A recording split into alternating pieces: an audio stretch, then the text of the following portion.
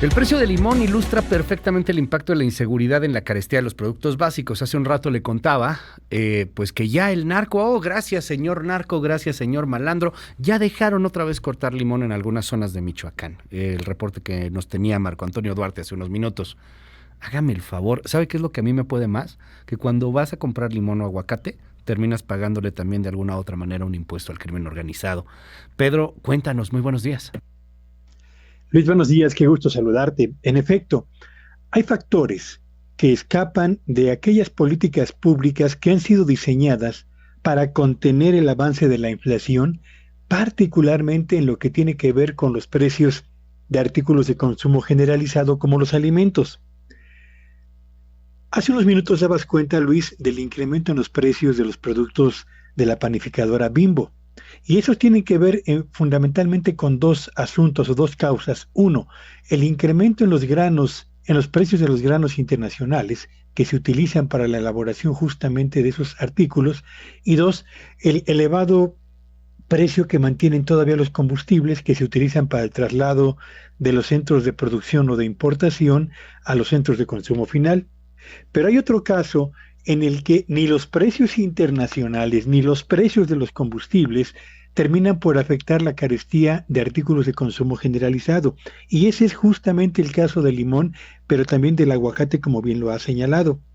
Ahí, la inseguridad por una parte y la impunidad por la otra le imponen un costo adicional a los productores, pero también a los empacadores, desde luego a los transportistas y por supuesto al consumidor final, de un producto, el limón, y de otro también el aguacate, que tienen un peso muy importante en la dieta y en la preparación de los alimentos cotidianos en las familias y en los hogares mexicanos.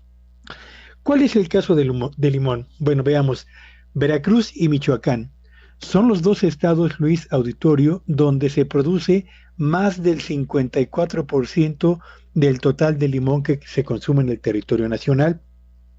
Hace unos días, en Apatzingán, en Buenavista, pero también en Uruapan, se presentaron bloqueos carreteros, quema de vehículos, ataque a tiendas de conveniencia y expresiones de violencia que lo que hacían era ratificar el peso y el dominio del crimen organizado en municipios o en localidades donde la producción de limón es muy importante.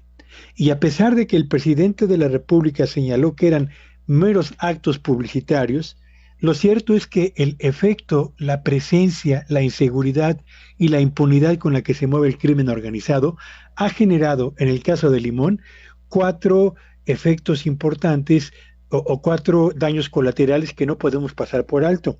El primero y el más importante, Luis Auditorio, es el efecto que tiene sobre la persistencia de elevados precios que impiden la moderación de la inflación en nuestro país.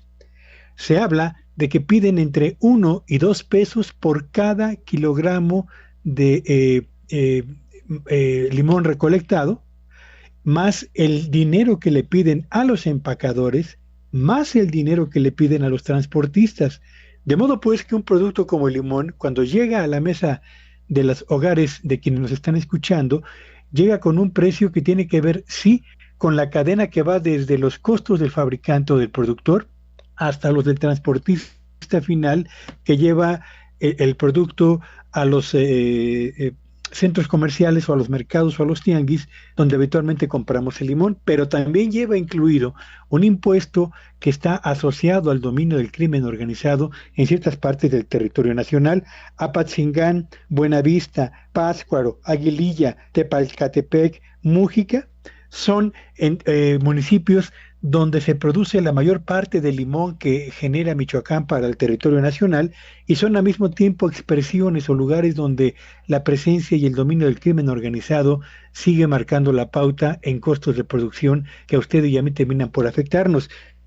Recuerden que nos están escuchando que en junio pasado, finales de junio pasado, el asesinato del señor Hipólito Mora marcó un ejemplo más de la presencia y de la impunidad del crimen organizado, y a 2 meses de haber ocurrido ese evento, no hay todavía detenidos ni tampoco avances en la investigación. Y yo diría, ¿a quiénes termina por afectar justamente esta situación de la inseguridad y la impunidad? Bueno, en primer lugar, desde luego, a la estrategia contra la inflación, pero segundo, a los jornaleros que dependen del día a día, de la labor que realicen, de la pizca que realizan para poder obtener el ingreso que llevarán a sus familias. Tercero, afecta también las utilidades de productores, de empacadores y de transportistas. Y cuarto y último lugar, afecta a usted y a mí, que somos consumidores, que tenemos que pagar el sobreprecio justamente por la prevalencia de la inseguridad y de la impunidad en nuestro país. Ahí está un ejemplo más, Luis Auditorio, de cómo el crimen organizado termina por convertirse también en un factor inflacionario en nuestro país. Te mando un abrazo, querido Pedro. Qué datos los que nos compartes, y ya estaremos platicándolo con más detalle. Te seguimos en tus redes. Síganme en Twitter, en @Petello Villagrán, y que tengan un espléndido jueves. Igual, gracias, Pedro.